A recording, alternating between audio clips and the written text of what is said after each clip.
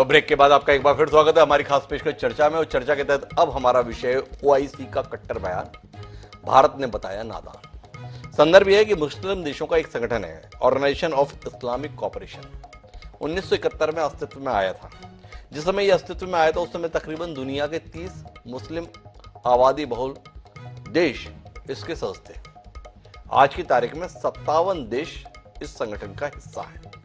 तकरीबन 180 करोड़ आबादी इस संगठन के तहत शामिल है। उस संगठन को बड़ी चिंता हुई भारत के अंदरूनी हालात को लेकर। रामनवमी के मौके पर देश के कुछ हिस्सों में उपद्रव हुआ, पत्थरबाजी हुई, हिंसा हुई, आगजनी हुई। उसमें दोनों पक्ष के लोग हताहत हुए, कहीं कोई घायल हुआ, कहीं कोई घायल हुआ। पर इस संदर्भ में ओआईसी के सेक्रेटरीट की ओर से विधिवत बयान जारी किया गया और उसमें इस बात पर खास तौर पर जोर दिया गया कि यह सब कुछ इस्लामफोबिया के तहत है, बड़ा ही आपत्तिजनक है। इस बार भारत सरकार को सख्त कार्रवाई करनी चाहिए और खास तौर पर बिहार में जो हिंसा हुई इसका जिक्र किया गया। भारत के विदेश मंत्रालय ने इस पर बड़ी तीखी प्रतिक्रिया व्यक्त की। भारत के विदेश मंत्रालय ने कहा कि इससे साफ जाहिर हो गया कि यह संगठन भारत विरोधी एजेंडे पे काम करता है। अरिंदम बागची हैं जिन्होंने बाकायदा इस संदर्भ में बयान दिया। उन्होंने कहा कि यह उनके कम्युनल माइंडसेट और एंटी इंडिया एजेंडे का हिस्सा है। ओआईसी ने एक बार फिर जाहिर कर दिया कि वो सांप्रदायिक विचारधारा रखते हैं और उनका एजेंडा भारत विरोधी है। इसके संदर्भ में तर्क है। तर्क इस बात को लेकर है कि भारत में जो हिंसा हुई उसमें दोनों पक्ष के लोग ही कहीं ना कहीं प्रभावित हुए। लेकिन जिस बिहार का जिक्र कर रहे हैं उसमें एक युवक मारा गया। उस युवक का नाम है गुलशन। उसके परिजनों के प्रति सद्भाव का एक शब्द इस संगठन के बयान में नहीं है। बाकी सब कुछ है कि वाकई एक ईमानदार बयान है या वाकई इस देश को विभाजित करने की कोशिशों के एजेंडे के तहत ये किया गया। इस मसले पर चर्चा के लिए हमारे साथ 3 खास मेहमान हैं। हमारे साथ अतिकुर रहमान साहब हैं, देश के जाने माने इस्लामिक स्कॉलर हैं। हमारे साथ मुकेश त्यागी जी हैं, भारतीय जनता पार्टी के प्रवक्ता हैं। और साथ ही हमारे साथ राणा अली जोहब साहब जो पाकिस्तान से जुड़े हुए हैं, वरिष्ठ पत्रकार है, वह भी हमारे साथ है। चर्चा की शुरुआत हम मुकेश त्यागी जी से करते हैं और मुकेश त्यागी जी से समझने की कोशिश करते हैं देश के हालात को लेकर। एक अंतर्राष्ट्रीय संगठन बहुत चिंतित है, परेशान है। उनकी परेशानी को आपने सिरे से खारिज कर दिया, क्यों कर दिया था मुकेश जी? नमस्कार डॉक्टर हिमांशु जी। मैं समझता हूं कि ऑर्गेनाइजेशन ऑफ इस्लामिक कोऑपरेशन जो है जी एक यूनाइटेड नेशन के बाद सबसे बड़ी संस्था है जी और एक बहुत बड़ी आबादी को उसका नुमाइंदगी करता है और उनकी बहुत जिम्मेदारियां हैं। जी उनकी जिम्मेदारियां शांति सुरक्षा को बहाल करने की है। जी और उनको देखिए, इसकी जो उत्पत्ति हुई थी जी वो जो एक बार एक मॉस्क में किसी ऑस्ट्रेलियन ने जी आग लगा दी थी, जो बाद में पता लगा कि वो मानसिक रूप से जो था जी वो स्टेबल नहीं था और उसके पीछे कोई यहूदी का या किसी ऐसा कोई राजनीतिक षड्यंत्र नहीं था। जी लेकिन उसकी प्रतिक्रिया ये ऐसे हुई कि उसके बाद ओआईसी का गठन हो गया।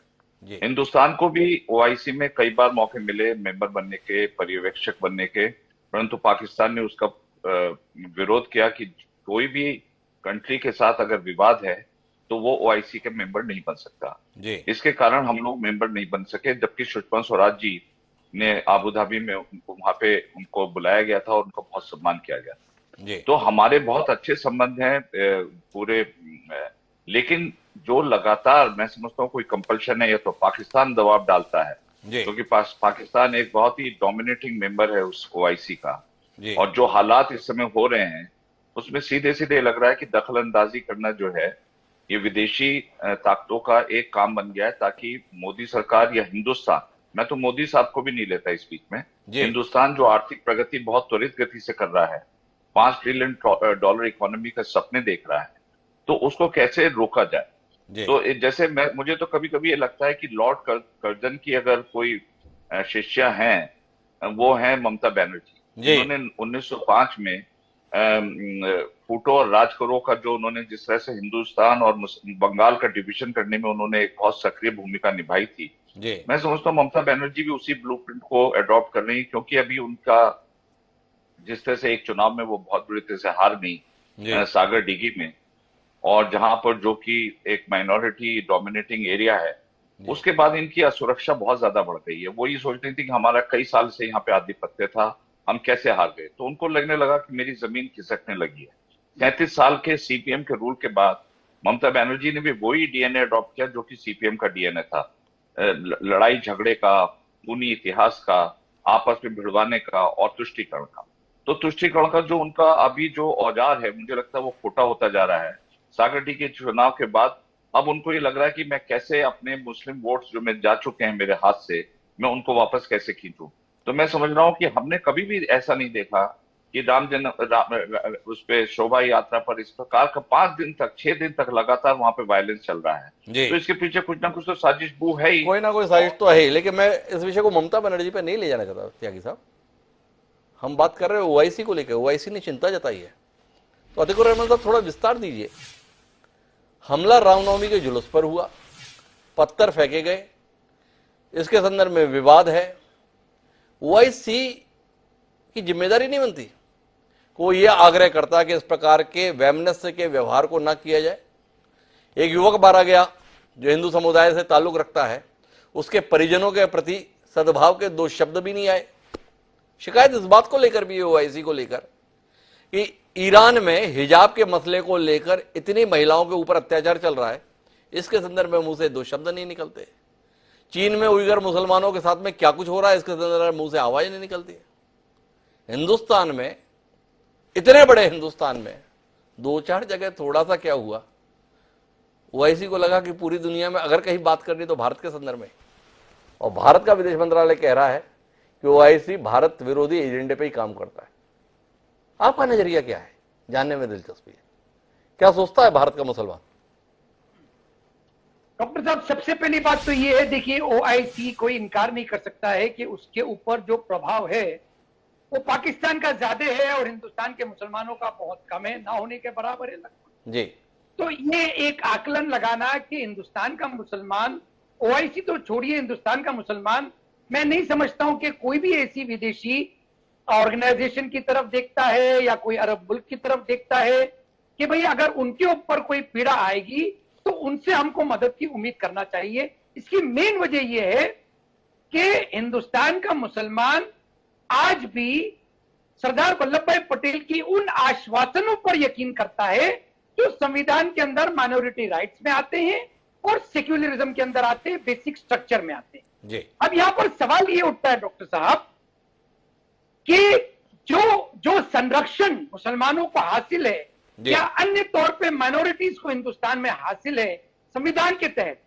जब वो संविधान का ही गला सुबह शाम घोटा जा रहा है, बीजेपी के स्पोक्स पर्सन संघ एलिमेंट्स आपके प्रोग्राम पर आके बहुत सारे अलग चैनल्स पर जाकर ये कहते हैं कि सेक्युलरिज्म तो इंदिरा गांधी ने 1974 में इंसर्ट किया गया। जी, वो यकीन नहीं रखते हैं सेक्युलरिज्म। माइनॉरिटी राइट्स की जब बात आती है तो बीजेपी के स्पोक्स पर्सन आए दिनों कहते हैं कि इसको हमको रिविजिट करना है। जी, जो आश्वासन सरदार वल्लभ भाई पटेल ने दिया था कि हम, अगर मैं एक आम मुसलमान, अगर वो अपना कवच समझता है सरदार वल्लभ भाई पटेल के उस आश्वासन को, उसके तहत बीजेपी की पॉलिसी क्या है? आप ओआईसी को मारिए गोली डॉक्टर साहब। जी, 7 दिन हो गए, होम मिनिस्टर का क्या बयान आया, जी, प्राइम मिनिस्टर का क्या इश्यू हुआ स्टेटमेंट, पीएमओ से कोई स्टेटमेंट आया क्या? और ओआईसी से भी मुझे शिकायत है, हालांकि मैंने पहले ही क्लियर कर दिया कि हमको किसी तरफ देखने की जरूरत नहीं है। हम ओआईसी को तो बिल्कुल गिनती में नहीं लेते क्योंकि उसके ऊपर पाकिस्तान का प्रभाव है और पाकिस्तान एक टेररिस्ट स्टेट है। यहां पर मैं इस अचंभे में पड़ गया जब ओआईसी का ये बयान आया कि 7 दिन से वो खामोश थे। जब बिहार में ये 110 साल पुराना मदरसा जलाया गया तब उनको होश आया, अब तक के वो बिल्कुल खामोश थे। अब आप इनको उनका टॉलरेंस मान लीजिए या क्या पता क्या हुआ, या पाकिस्तान का प्रेशर पड़ा, पल्ला। पर मैंने जो एक सवाल किया था कि ओआईसी जो मुस्लिम देशों में जो कुछ भी चल रहा है उस पर मौन रह जाते हैं, इस पर कोई टिप्पणी करना चाहेंगे? दोगलापना है। मैंने कहा ना, पाकिस्तान का जो प्रभाव है ओआईसी के ऊपर, इससे हम कभी भी इनकार नहीं कर सकते हैं। ओआईसी के जितने अरब ममालिक के मुल्क हैं वो सबसे ज्यादा अगर फेवर करते हैं हिंदुस्तान या कश्मीर के मुसलमानों के मुकाबले में तो पाकिस्तान को करते हैं, डिस्पाइट नोइंग कि Pakistan is a terror hub, Pakistan finance मेरे साथ में राणा अली जोहैब साहब जुड़े हुए हैं पाकिस्तान से। ओआईसी के बयान के पीछे पाकिस्तान का हाथ देखा जा रहा है भारत में। क्या कहते हैं जोहैब साहब? पाकिस्तान अपनी परेशानियों से इतना जूझ रहा है, राजनीतिक अस्थिरता के वातावरण से जूझ रहा है, इमरान खान बनाम शहबाज शरीफ, नवाज शरीफ से जूझ रहा है, अदालत और अदालत के संघर्ष से जूझ रहा है। इसके बीच में भी भारत के लिए समय कैसे निकल जाता है, ये सवाल जहन में आता है। क्या कहते हैं राणा साहब? डॉक्टर साहब बहुत शुक्रिया। मुझे ना वैसे आज बड़ी खुशी हुई है कि आपने कम से कम एक ऐसे मौजू पर जो शो है वो अपना डिबेट जो है वो रखी है जी। देखिए, मुझे अभी आप समेत जो हमारे जो मौजूद दो पैनलिस्ट हैं जी, उनकी तरफ से भी यही कहा गया, या आप ये समझिए कि उनकी तरफ से एक बयान आया जो आपके जो मंत्री साहब हैं उनकी तरफ से, ये जो ओआईसी है ये भारत विरोधी है। सेकेंडली ये कहा गया कि ओआईसी में पाकिस्तान का इन्फ्लुएंस है। डेफिनेटली इस चीज को तो मैं ऑन करता हूं क्योंकि पाकिस्तान फाउंडिंग मेंबर है ओआईसी का, तो वो कहीं ना कहीं पे उनका होगा तो सही।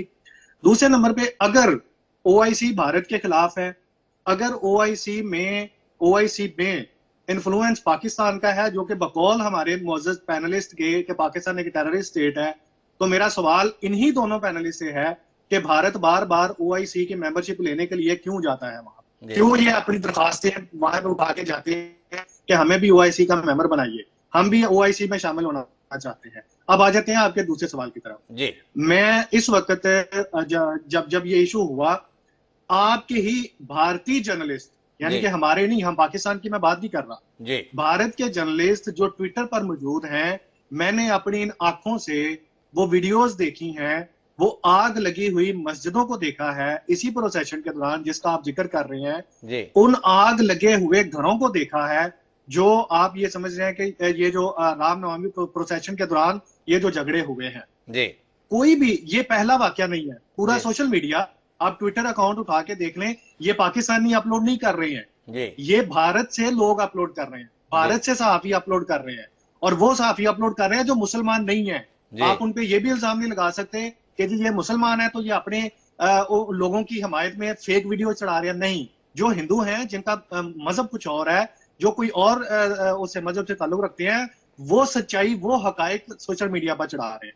देखिए, OIC organisation of Islamic cooperation जो है वो बनाई ही इसी वजह से गई है कि पूरी दुनिया में मुसलमान जहां भी हैं, अगर उनको कोई बुनियादी उनके जो हकूक हैं वहां पे उनके साथ कोई मसला होता है तो इस ऑर्गेनाइजेशन में मामला लेके आ जाएंगे। भारत जिस बयानिए पे ओआईसी में गया था वो इसी बयानिए में गया था कि जितनी पाकिस्तान की आबादी है इतने हमारे पास मुसलमान रहते हैं, तो लिहाजा अगर देखा जाए तो हम एक मुस्लिम, हमारे पास माइनॉरिटी मुसलमान हैं, तो इसी बुनियाद पर हमें ओआईसी का मेंबर बनाया जाए।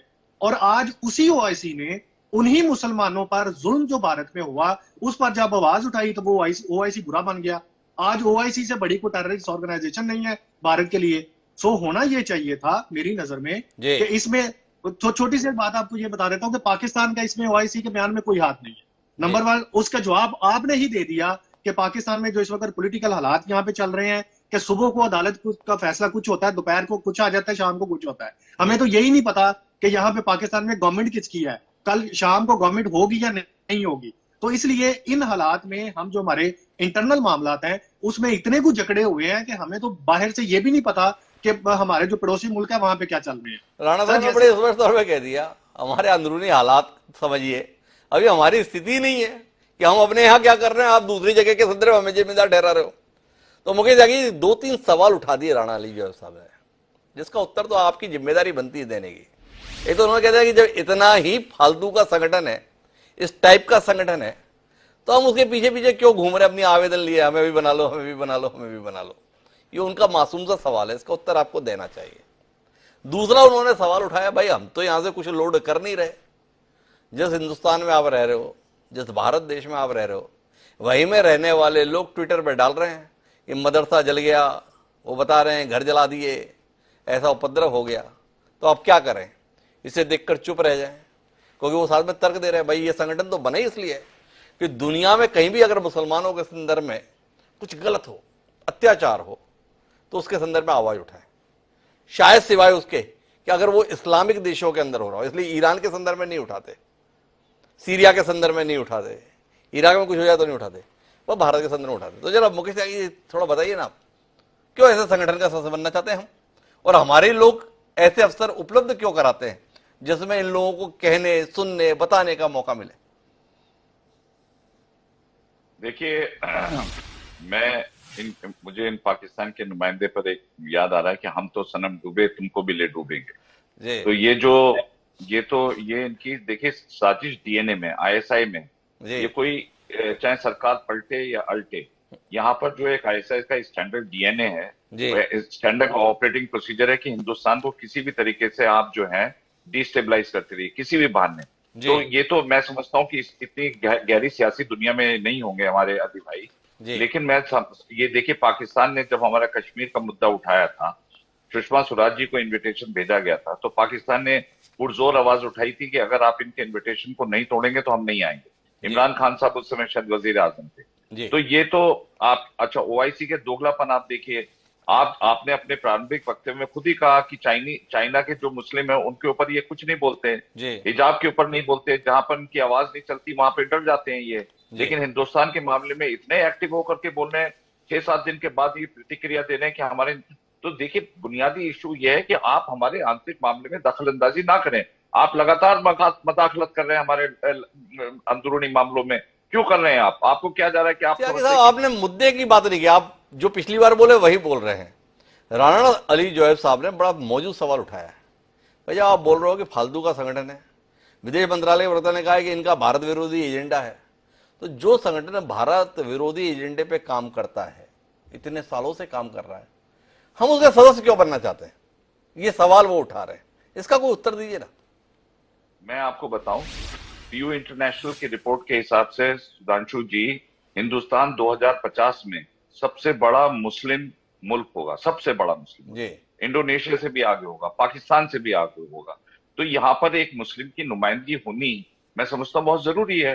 तो हिंदुस्तान, अब जैसे अभी हमारे स्कॉलर साहब ने कहा, अतीकुर रहमान, मैं उनकी बहुत इज्जत करता हूँ, बहुत पढ़े लिखे इंसान है। 1974 में नहीं, 1976 में सेकुलरिज्म का वर्ड ऐड किया गया 242nd अमेंडमेंट, लेकिन वो तो बाद में किया गया। हमारे यहाँ तो सेकुलरिज्म का, हमारे यहाँ तो बेसिक कल्चर है सेकुलरिज्म का, हिंदू मुस्लिम भाई भाई सबको, वो गांधी जी का पूरा सपना ही हिंदू मुस्लिम को सौहार्द का था। तो पूरा देश का जो संविधान है, नहीं तो हम भी इस्लामिक स्टेट, जैसे पाकिस्तान इस्लामिक स्टेट बनता तो हम भी हिंदू स्टेट बन जाते। अगर हमारे अंदर ये सौहार्द की भावना नहीं होती, कॉन्स्टिट्यूशन के अंदर ये फिलॉसफी नहीं होती, तो हम भी अपने आप को हिंदू स्टेट बना देते। लेकिन हिंदू मुस्लिम को एक भाईचारा रख के एक सौहार्द बना रहे, तो लेकिन उसको लेकर के अगर तुष्टीकरण की राजनीति होगी, if it is a politics of appeasement, तो उसमें तो ऑब्वियसली दूसरे लोग चाहेंगे कि भाई किसी भी तरीके से पोलराइजेशन हो। तो ये जो पोलराइजेशन की पॉलिटिक्स है, उसी में सेकुलरिज्म को घुसा दिया गया, ताकि अब यहां तक कि यहाँ के वजीर आजम ने ये तक कह दिया कि भाई जो माइनॉरिटीज के जो राइट होना चाहिए वो नेचुरल रिसोर्सेज के ऊपर होना चाहिए। एक तरफा जो बयान होते हैं, जैसे अब मैं आप कहेंगे आप दोबारा ममता बनर्जी पे लेके आ गए, उनको कहने की क्या जरूरत है कि मुस्लिम बाहुल्य एरिया में ये शोभा यात्रा ना गुजरे। अरे आप 1905 याद करिए, कैसे हिंदुस्तान और मुस्लिम और हिंदू को डिवाइड किया लॉर्ड कर्जन ने। लगातार ये जो एक ये डीएनए बना, ये है मुकेश त्यागी जी की, चूंकि ममता बनर्जी ने कहा इधर से ना गुजरे तो आपको बहुत शिकायत हो गई। ये भोपाल में कल हनुमान जयंती का जुलूस निकलना है, भोपाल प्रशासन ने भी कह दिया कि उस इलाके से नहीं गुजरना जो मुस्लिम बहुल है। क्या कहें, शिवराज जी को भी आप उतनी ही नाराजगी, उतनी ही कटुता, उतनी आक्रामकता के साथ यहाँ पे कोट करेंगे जैसे आपने ममता बनर्जी को किया है? सवाल है मेरा मासूम सा, अन्यथा मत लीजिएगा। मैं ये कह रहा हूँ कि अब जब देख रहे हैं सामने दीवार पे लिखा हो कि खून खराबा होने वाला है और स्टेट एडमिनिस्ट्रेशन की मशीनरी जो है मतलब वो सरकार के सियासी मुद्दे पे चल रही है, तो अब आपको प्रिकॉशन तो लेने पड़ेगा। आप आग में कूदे तो ममता बनर्जी ने लिया तो गुनाह हो गया, और अगर भाजपा शासित राज्य के अंदर का कदम उठाया तो ये समाज के संदर्भ में समय पर उठाया गया कदम हो गया। वाह मुकेश त्यागी, सच में ये तो भाई ममता बनर्जी इशारा कर रही है कि हम तो झगड़ा करने के लिए पैदा हुए हैं, हम झगड़ा ही करके मानेंगे। तो हम क्यों उनके जाल में फंसे हैं? हम भी अपने लोगों को बचाए, वहां से हिफाजत से रखे, उन्हें भी महफूज रखें। सुधांशु साहब, तो ये तो सामने लिखा हुआ है, तो इसको नकारना मैं समझता अब हूं क्या लिखा हुआ है और मुकेश त्यागी क्या बोल रहे हैं और उसे हम क्या समझें, ये तो दर्शक ही तय करेंगे। पर मैं अतीकुर रहमान साहब आपके पास जाना चाहता हूं और आपसे समझना चाहता हूं कि सवाल उठाया राणा अली जोहब साहब ने, भारत क्यों मेंबर बनना चाहता है। मुकेश त्यागी जी कह रहे हैं इतनी बड़ी आबादी है, मुसलमानों का प्रतिनिधित्व होना चाहिए या मुसलमानों का संगठन है। आपका क्या नजरिया है इसके संदर्भ में? बनना चाहिए, क्योंकि आप इस संगठन को तो खारिज कर रहे थे अभी पहले चरण में हमारी बातचीत में, तो थोड़ा स्पष्टता है। मैं इसलिए खारिज कर रहा था कि मुसलमानों को, हिंदुस्तान के मुसलमानों को किसी बाहर की ताकत की जरूरत नहीं है। हमारा संविधान मौजूद है हमारे कवच के लिए जी। यहां पर सवाल ये आ रहा है कि ओआईसी का जो रेलेवेंस है वो क्योंकि उसके अंदर अरब मुल्क बैठे हुए हैं उतना ही रेलेवेंस है, और इररेलेवेंट इसीलिए है कि पाकिस्तान का उसमें ज्यादा ये दबाव रहता है। मुकेश जी जो कह रहे हैं उसमें एक कॉन्ट्रडिक्शन आ जाता है जी। जब आप पढ़ रहे हैं मुकेश जी कि क्योंकि इतना बड़ा मुसलमान आबादी आप लेकर बैठे हैं हिंदुस्तान के अंदर, इसीलिए हमको ओआईसी के मेंबरशिप मिलना चाहिए। तो जब वही ओआईसी अगर आपको ये याद दिला रहा है कि यहाँ पर मुसलमानों का कत्लेआम आपको बंद करना चाहिए, एडमिनिस्ट्रेशन को इसके लिए कुछ कदम उठाना चाहिए, तो आपको बुरा क्यों लग रहा है? इस कॉन्ट्रडिक्शन को आपको खत्म करना पड़ेगा। या तो मैं ये चाहता हूं तो सुधांशु जी, जब आपका कॉल आया मैंने देखा कि भाई ये मामला क्या है, मैं ये समझ रहा था कि ओआईसी के दखल देने से पहले ही home minister of India, prime ministers office क्यों एक वक्तव्य इशू नहीं कर पाई कि जो कुछ भी मुसलमानों के खिलाफ हो रहा है या जहां कहीं पत्थरबाजी हुई है उसकी डायरेक्ट रिस्पॉन्सिबिलिटी वहां की पुलिस और एडमिनिस्ट्रेशन की है और हम सख्त कार्रवाई करेंगे। क्यों नहीं? एक विषय आपसे समझना चाहते हो रहमान साहब, आप भी इस बात से इत्तेफाक रखते हैं जो कुछ भी हो रहा है वो मुसलमानों के खिलाफ हो रहा है या मुसलमानों के द्वारा हिंदुओं के खिलाफ, हिंदुओं के द्वारा मुसलमानों के खिलाफ हो रहा है? कुल मिला के इन इलाकों में सामाजिक सौहार्द खराब हो रहा है, क्या कहते हैं आप? जी मैं सुन नहीं पाया पूरा सवाल, तो फिर से दोहराइए प्लीज। आप क्या इत्तेफाक रखते हैं कि मुसलमानों पर हमला हुआ है या हिंदू और मुसलमानों के बीच में झगड़ा हुआ है, दोनों पक्षों ने एक दूसरे को नुकसान पहुंचाने की कोशिश की है और प्रशासन की जिम्मेदारी बनती है कि वो शांति व्यवस्था कायम करे और दोनों पक्षों में जो जिम्मेदार लोग इस हिंसा के लिए उन पर कार्रवाई करे? थोड़ा स्पष्ट करेंगे तो रहमान साहब। डॉक्टर साहब, हमारी पुलिस दुर्भाग्य से हमारा एडमिनिस्ट्रेशन सरकारों के अंडर में काम कर रही है जी। और सरकारें चाहे वो वेस्ट बंगाल की हो या कहीं और की हो, वो सिर्फ और सिर्फ अपना पॉलिटिकल एजेंडा आगे बढ़ाती हैं। इसमें पिस रहा है हिंदू और मुसलमान। ये सियासी जो आग लगाई हुई है, इस आग को लगाने के लिए सबसे पहली जिम्मेदारी मैं समझता हूं होम मिनिस्टर ऑफ इंडिया की बनती है। क्यों आप इस तरह से स्टेट गवर्नमेंट के ऊपर आपकी बात नहीं सुनती है स्टेट गवर्नमेंट, और आपको स्टेट गवर्नमेंट की क्या परमिशन लेना पड़ती है वहां पर सेंट्रल फोर्सेस भेजने के लिए? मैं ये जानना चाह रहा हूं त्यागी जी से कि कब तक के हिंदू और मुसलमान इस आग पे झुलसते रहेंगे। मैं राणा अली जोहब साहब के पास जाऊं उससे पहले मुकेश त्यागी के पास जाऊंगा। आपको शिकायत हो रही है जोहब साहब, या कह ले हमको शिकायत हो रही है कि ओआईसी ऐसा कैसे बयान दे सकता है, ओआईसी ऐसा क्यों बोलता है? पर इस देश के लोगों को क्या शिकायत यहाँ के राजनीतिक दलों से नहीं होनी चाहिए? इस देश के राज्य और देश की सरकार के संदर्भ में नहीं होनी चाहिए? आपकी जिम्मेदारी बनती है देश में कानून व्यवस्था रहे, देश में शांति रहे, देश में खून खराबा ना हो।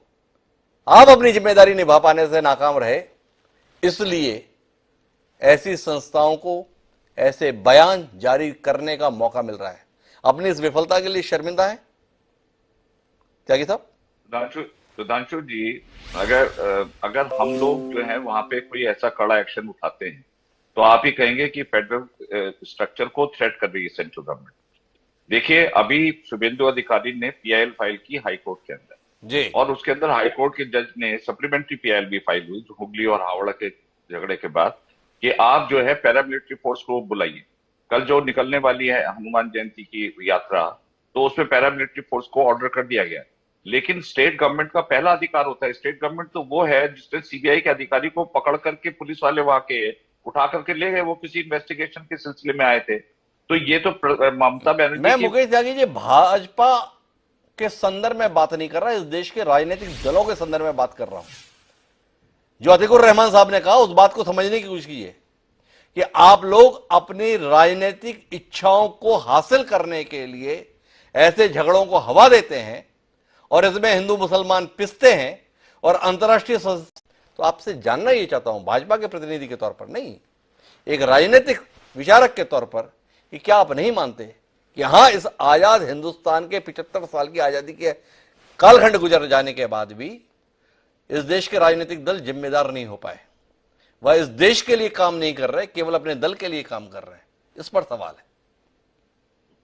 तो मैं तो सुधांशु जी कह ही रहा हूं कि ममता बनर्जी जब से सागर टी का चुनाव हारी है और बीजेपी का वहां बढ़ता हुआ वर्चस्व है, वो बहुत ज्यादा इनसिक्योर्ड हो गई है। वहां की पुलिस ने पहले से ही सियासी रंग जामा पहन रखा है। देखिए, तो आपको कितनी सुविधा है ना मुकेश जी, बयान जारी हो रहा है बिहार के संदर्भ में, याद आपको ममता जी आ रही हैं।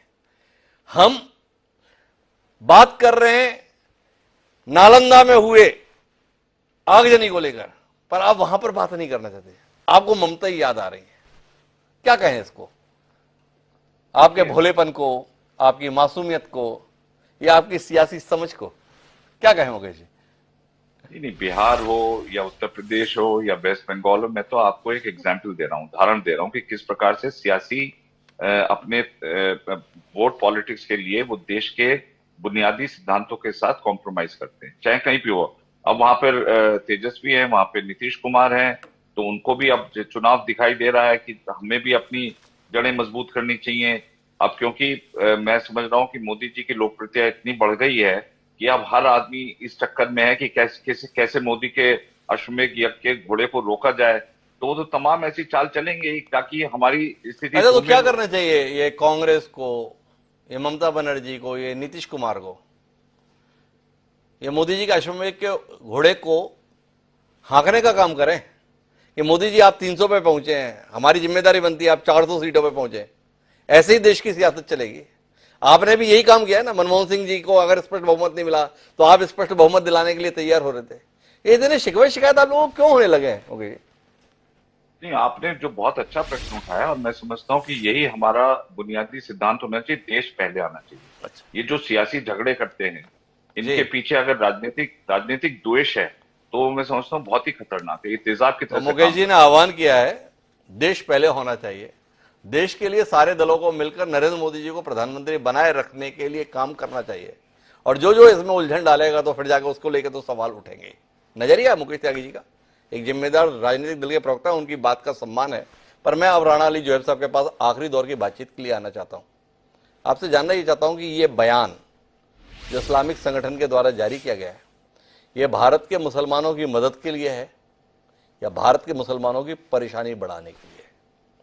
जब इस प्रकार के बयान आते हैं तो देश के अंदर एक अलग किस्म का वातावरण बनता है। क्या राणा अली जोहर साहब, आपको नहीं लगता है कि ऐसे बयान जिनकी मदद के संदर्भ में जारी किए जा रहे हैं, वस्तु तो उनकी परेशानी बढ़ाने के लिए है? क्या कहते हैं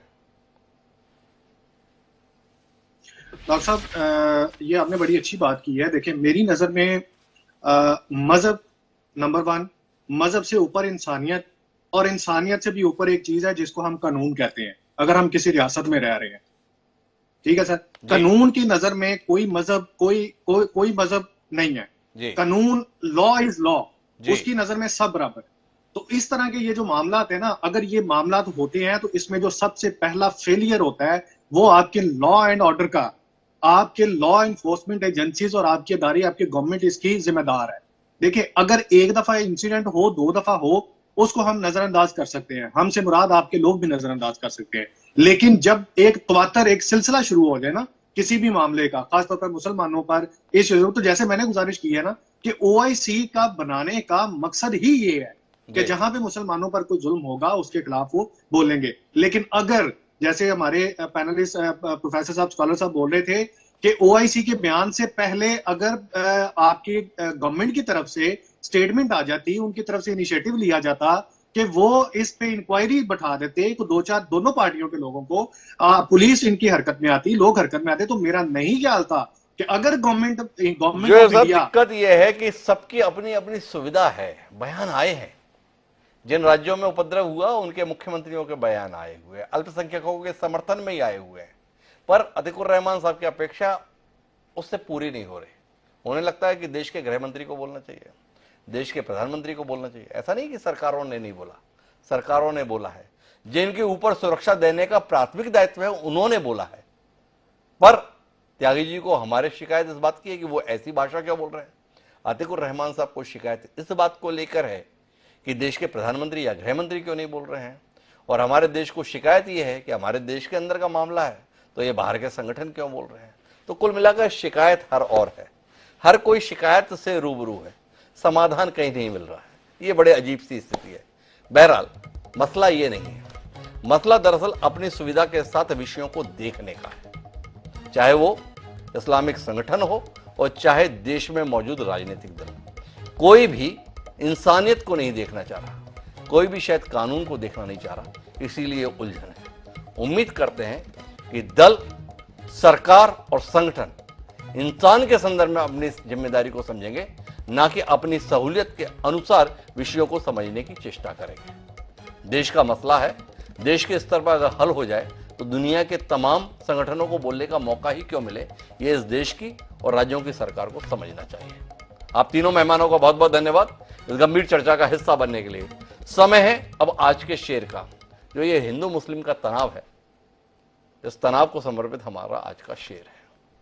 हमारा शेर इस देश की बेबसी को व्यक्त करते हुए कुछ यूं है कि गर दिलों से यूं धुआं उठता रहेगा रात दिन, कि गर दिलों से यूं धुआं उठता रहेगा रात दिन, आसमां कैसे बचेगा आसमानी रंग का। ओवैस सिद्दीकी ने क्या कमाल की बात कही थी। उन्होंने कमाल की बात तो कह दी, पर हमारी समझ में नहीं आई। क्या हम ये बात समझ पाएंगे, ये सवाल है। बहरहाल इस सवाल को यहीं छोड़ते हैं और आपसे विदा लेते हैं। विचार कीजिएगा इस सवाल का उत्तर खोजने का। पर हम कल फिर मिलते हैं नए विषय के साथ। तब तक के लिए सलाम।